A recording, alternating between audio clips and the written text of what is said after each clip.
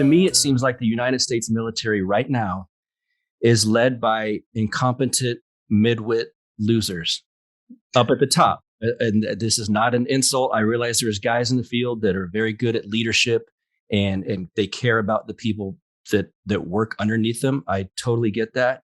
But the people at the top seem like losers. I mean, that's the only way I can put it. What are your thoughts on what we're dealing with right now with the top military brass in this country? No, I think that's right.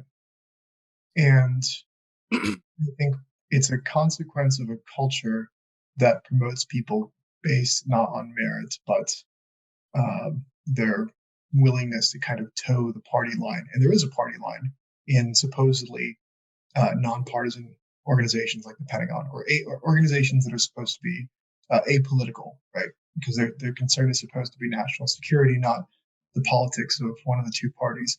But it's just not true. There is a kind of politics to this stuff.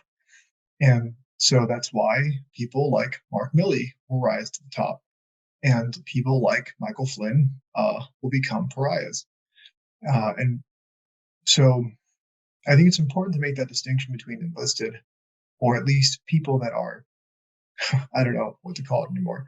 But the long and short of it is that the military is not immune to the same rot that has afflicted every other institution, from academia to the institutions of law and order. We have prosecutors in this country who use their power to release violent, dangerous criminals because they truly believe that this is the right thing to do. If all of these other institutions in society have not been affected or have been affected by the rot, why would the Pentagon be immune from it? Mark Milley probably really does believe in, when he said, "I want to learn more about white rage," he probably really means that, in the same way that there are accounts that he broke down in front of Biden staffers and was basically begging them not to do the pullout, and was literally appealing to, think of the women's rights and think of feminism and how far we've come with that in Afghanistan. And the liberal Biden administration officials were put off by it. And they were like, no, we're not.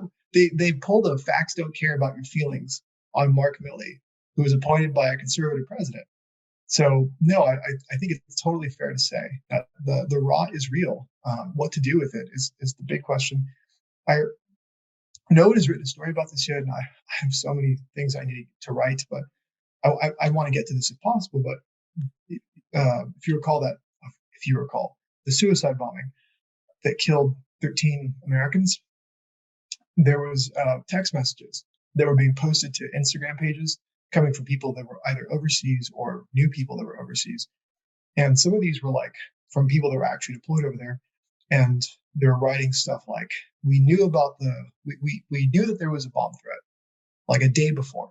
And then on the day of, there was chatter of an imminent suicide bomber, and we knew he was wearing a vest.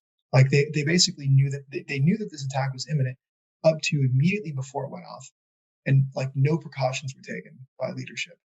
There weren't even barriers constructed between the Afghan people and the Americans. So yeah, it's absolutely not a fringe position to say our military leadership is stupid and incompetent. And if I wanted to kill American soldiers, I would do what military leadership did in Afghanistan.